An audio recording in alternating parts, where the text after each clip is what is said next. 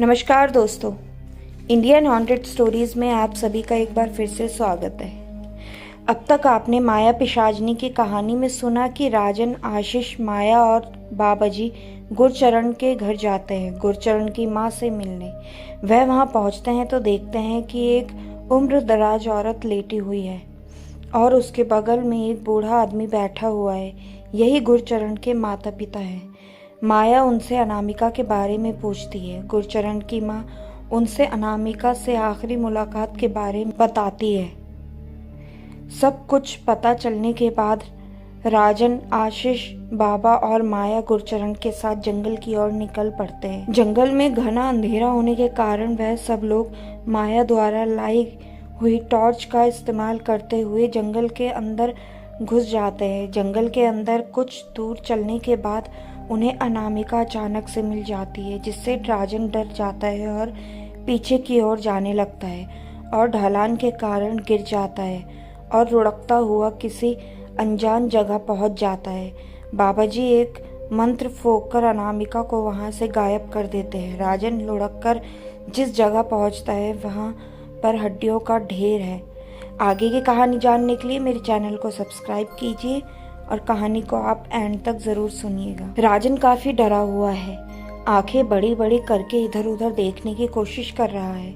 Torch की हल्की सी रोशनी और गुप्त अंधेरे में देखना बहुत मुश्किल हो रहा था। जंगल तो ऐसे ही भयानक होते हैं, पर वह गुप्त अंधेरा उसे और भी भयानक बना रहा। राजन की हिम्मत जवाब दे रही थी। वह पसीने से भीग चुका था। डर से उसकी सांसें बहुत ज्यादा तेज चल रही थी। राजन बोलता है, कौन है?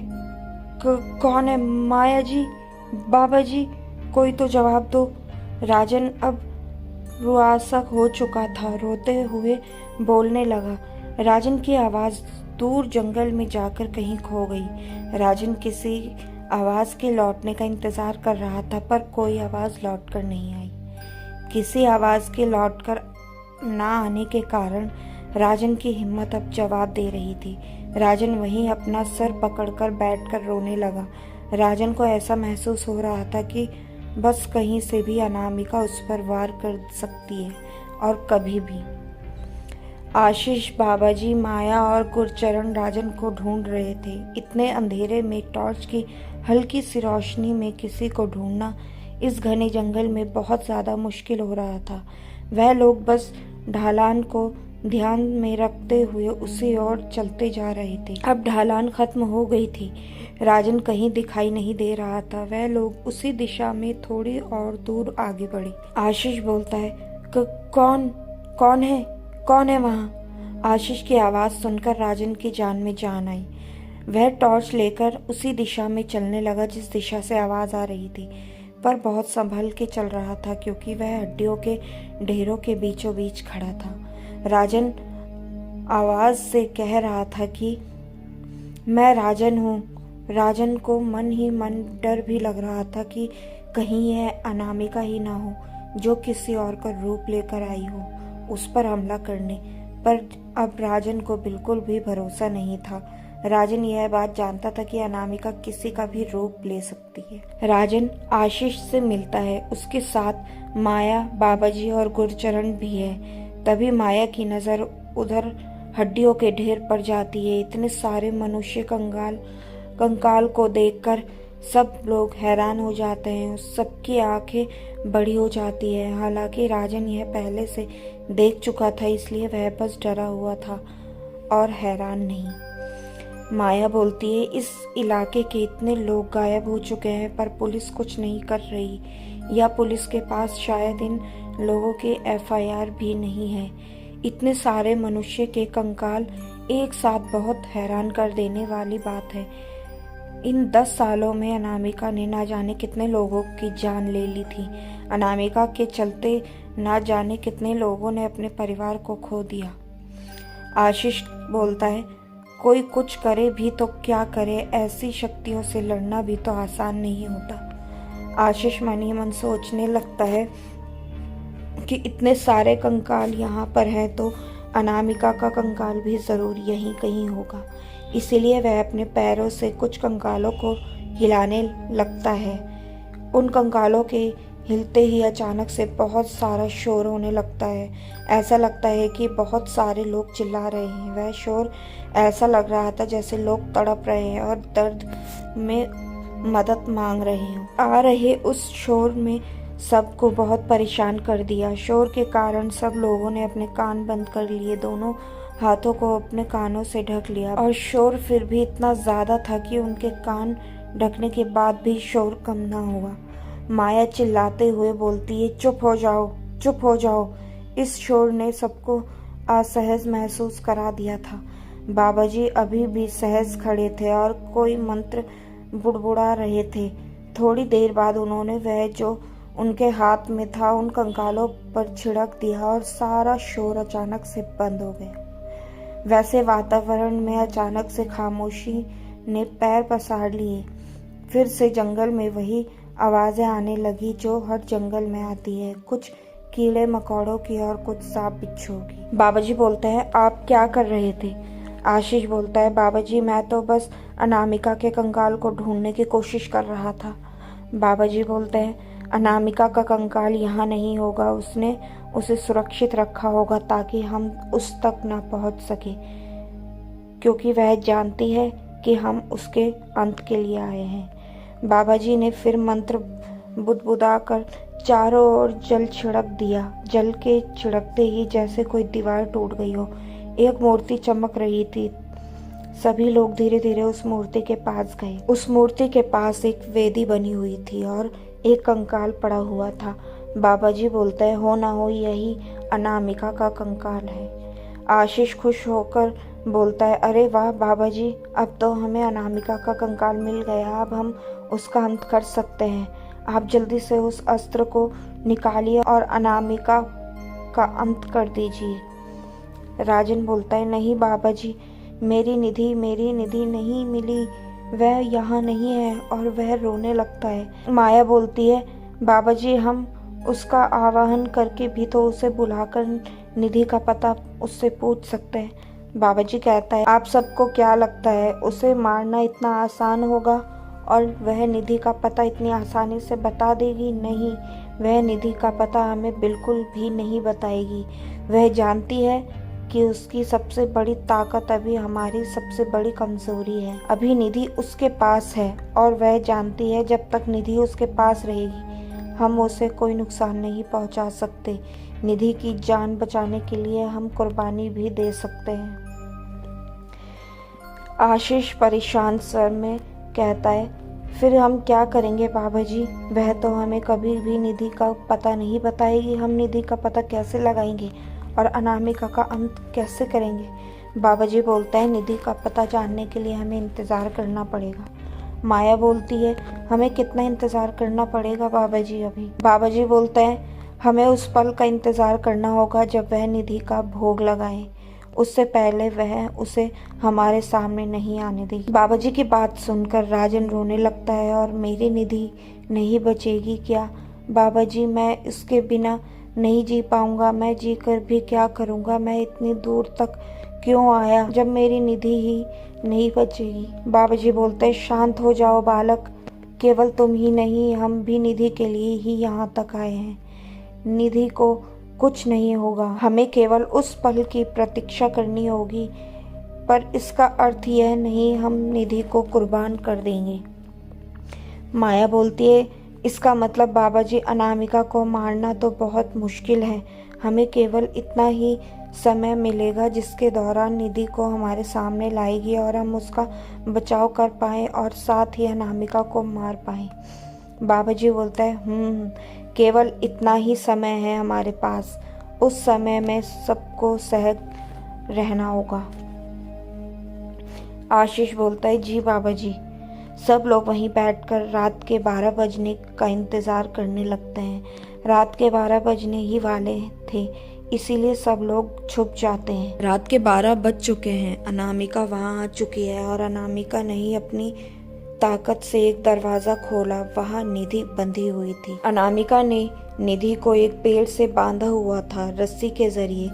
निधि का पेट निकला हुआ था। जो बच्चा 9 महीने में बड़ा होता, वह बच्चा निधि के अंदर कुछ ही हफ्तों के अंतराल में बड़ा हो गया। जितना समय गुजरा उसमें निधि ने बहुत तकलीफ सही। उस सबसे बुरा तो यह था कि निधि ने जितनी तकलीफ ऐसे ही थी, अकेली थी। एक आस थी जो कभी बंधी रहती कभी टूट जाती। वह मन ही मन रोज सोचती कि राजन उस तक पहुंच पाएगा कि नहीं। कभी उसके मन में ख्याल आता कि राजन के पहुंचने से पहले ही अनामिका उसका अंत कर देगी। आज निधि के सामने अनामिका खड़ी थी, राजन नहीं आए थे। निधि के मन में ख्याल आने लगे कि आज वह आखिरी दिन था, आज उसकी आस टूट जाएगी। आज के बाद आस रखने के लिए वह नहीं बचेगी और उसका बच्चा भी इस दुनिया में आने से पहले ही चला जाएगा। निधि रोने लगती है। उसका चेहरा आंसुओं से भीग गया था। निधि का शरीर भी कमज़ोर हो चुका था। एक तो इतने हफ्तों से वह एक पेड़ से बंधी हुई थी, दूसरा इतनी जल्दी उसके अंदर एक बच्चे ने बड़े होने की सारी प्रक्रिया पूरी की थी। निधि को चक्कर आने लगा और वह वहाँ बेहोश हो गई। निधि को सामने देखकर सभी लोग जो छुपे हुए थे वह बाहर आ गए। सब लोगों के बाहर आते ही अनामिका अट्टहास करने लगी। अनामिका बोली, अब भी नहीं बचा पाओगे तुम इसको, और हंसने लगती है। बाबाजी की ओर देखते हुए बोली, क्यों रे, मुझे छलने आया था तो? तुझे क्या लगता है मैं इतनी मूर्ख हूँ? तू इतनी आसानी से मुझे मूर्ख बना देगा? मुझे पता था कि तुम लोग यहाँ हो, पर अब तुम लोगों के सामने उसका भोग लगेगा और उसके बाद तुम सबका भोग लगाऊंगी मैं। यह कहकर वह जोर जोर से और हंसने लगती है। रात के 1 बज चुके थे। निधि के भोग लगाने का समय हो रहा था। अनामिका पहले जाकर पिशाचिनी की मूर्ति के समक्ष खड़ी होकर उन्हें प्रणाम करती है और उनका आवाहन करती है। कुछ ही क्षणों में पिशाचिनी वहां प्रकट हो जाती है। निधि को छुड़ाने के लिए माया भागी होती है और वह पीछे से रस्सी खोल रही होती है। तभी माया रस्सी खोल भी न पाई थी कि अनामिका का हाथ तेजी से निधि की ओर बढ़ रहा था। अनामिका के हाथ के नाखून बड़े हो चुके थे और उसका हाथ सीधे निधि के पेट की ओर बढ़ रहा था। निधि को होश आ चुका था। अनामिका के बढ़ते हुए हाथ निधि देखकर वह डर जाती है। उसकी आंखें बड़ी हो जाती है। वह पसीने से तरबतर हो जाती है। माया अनामिका के रास्ते में आ जाती है और निधि को बचा लेती है। अनामिका का हाथ माया के पेट पर लगता है और उसके सारे नाखून और उंगलियां माया के पेट में चली जाती है। उधर बाबाजी अस्त्र के लिए मंत्र पढ़ते हैं और वह उनके हाथ में आ जाता है और वह अनामिका के कंकाल पर वार कर ही रहे होते हैं कि अनामिका माया को मारकर बाबाजी की तरफ आ जाती है। माया के पेट से खून बह रहा था, बहुत सारा खून। वह अपने पेट को दोनों हाथों से पकड़कर तड़प रही होती है और कहती है कि निधि को बचा लो, निधि को बचा लो, राजन जी इसे यहाँ से ले जाइए। कहते कहते माया मर जाती है। माया के मरने के बाद मानो सबको सांप सूंघ गया। गुरचरण को लगने लगा वह अपने आप को कभी माफ नहीं कर पाएगा। एक जिंदगी, एक लालच के चलते उसने कितनी ही जिंदगियां बर्बाद कर दी। राजन मन ही मन सोचने लगा कि मेरी मदद को आए माया जी की जान मैं नहीं बचा सका, और वह मन ही मन अफसोस करने लगता है। इधर बाबाजी और अनामिका में लड़ाई हो रही थी। दोनों को लड़ते हुए काफी देर हो गई। भोग लगाने का मुहूर्त चला गया था। बाबाजी ने अनामिका से कहा कि जब भोग बनाने का मुहूर्त चला गया है फिर तू मूर्ख क्यों लड़ी जा रही है? अब मैं इसके लिए नहीं लड़ रही हूँ, मैं अपने अस्तित्व के लिए लड़ रही हूँ। तुम में से अब कोई वापस नहीं जाएगा। अब तुम भी इस कंकाल के ढेर का हिस्सा बनोगे। यह मेरा भोग ना बन सकी तो क्या और भी आएगी मेरा भोग बनने के लिए। बाबाजी बोलते हैं, तू बदला चाहती है ना? अनामिका बोलती है, मैं सिर्फ अपना अस्तित्व चाहती हूँ। जैसे तुम मनुष्य प्राण रहते हुए जीवित रहते हो, वैसे हम अस्तित्व में रहते हुए जीवित माने जाते हैं। मैं मुक्ति प्राप्त कर लूँगी तो मेरा अंत हो जाएगा और मैं अपने अंत को स्वीकार नहीं कर रही हूँ। काफी देर लड़ते हुए अनामिका को जब लगा कि वह बाबाजी के सामने टिक नहीं पा रही है तो उसने छल का प्रयोग किया। वह अचानक से गायब हो गई। अचानक से बाबाजी के पीछे आकर उसने बाबाजी को धक्का दिया। बाबाजी गिर गए और उनके हाथ से वह अस्त्र छूट गया। गुरचरण ने राजन को उसकी तरफ भागते हुए देखा। उसे लगा कि अनामिका उसकी तरफ ना जाए, इसीलिए गुरचरण ने कहा, तो मुझसे बदला लेना चाहती है? केवल बदला तो देख, मैं यहाँ हूँ। अनामिका चिल्लाई, मैं किसी से बदला नहीं चाहती, मैं सिर्फ मेरे अस्तित्व के लिए लड़ रही हूँ। गुरचरण ने उसको उकसाने के लिए कहा, देख मुझे ध्यान से, मैं वही हूँ जिसने यह तेरा हाल बनाया है, तेरी बलि चढ़वाई और तुझे इस स्थिति में पहुंचा दिया। मैं वही हूँ जिसे तूने मना किया था और देख तेरा मैंने क्या हश्र करवा दिया। गुरचरण की यह बात सुनकर अनामिका को बहुत ज़्यादा गुस्सा आया और वो जोर से चीख पड़ी। उसकी चीख में इतनी शक्ति थी कि गुरचरण तेज गति से उड़ता हुआ एक पेड़ से जा टकराया और उसकी पीठ पर चोट आई। राजन अस्त्र गिरते हुए देखा तो उसे कुछ समझ ना आया। माया जी की मौत से पहले ही बहुत दुखी था और गुस्सा भी था। वह भाग कर गया। उसने अस्त्र उठाया और अनामिका के कंकाल पर जाकर उस अस्त्र से उसके दिल की जगह पर वार किया। उस अस्त्र से वार होते ही उस कंकाल से तेज रोशनी निकली। अनामिका की आत्मा जलने लगी और कुछ देर बाद जलकर जैसे खाक हो गई। थोड़ी देर बाद अनामिका की आत्मा फिर वहाँ। इस बार अनामिका की आत्मा पवित्र हो चुकी थी। उसने बाबाजी को प्रणाम किया। आपने मुझे मुक्ति दिलाई, मैं आपकी बहुत बड़ी आभारी हूँ। आशीष बोलता है, तुम तो बुरी नहीं थी, फिर तुम्हारी आत्मा इतनी बुरी कैसे हो गई थी? तुम्हारी तो बलि दी गई थी ना, तुम कैसे इसमें फंस गई? अनामिका बोलती है, जब तांत्रिक मेरी बलि देकर जा रहा था तब उसके हाथ में चोट लग गई थी और उसके हाथ से रक्त बहने लगा था। उसके हाथ से बहता हुआ खून मेरे मुंह में चला गया था। अभी मेरे शरीर से प्राण, इस कारण से मैं इस चक्र में फंस कर रह गई थी और सब मनुष्य को अपना भोग बनाने लगी थी। अनामिका के अंत होते ही निधि पहले जैसी हालत में आ गई।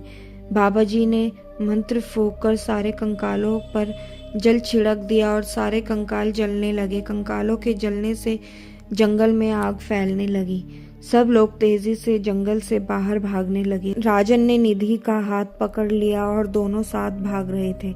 आग लगने के कारण जंगल में काफी रोशनी हो गई थी और उन्हें रास्ता साफ साफ दिखाई दे रहा था। वह लोग बस बाहर जा रहे थे, यह समझ नहीं आ रहा था जंगल में वह किस ओर निकलेंगे।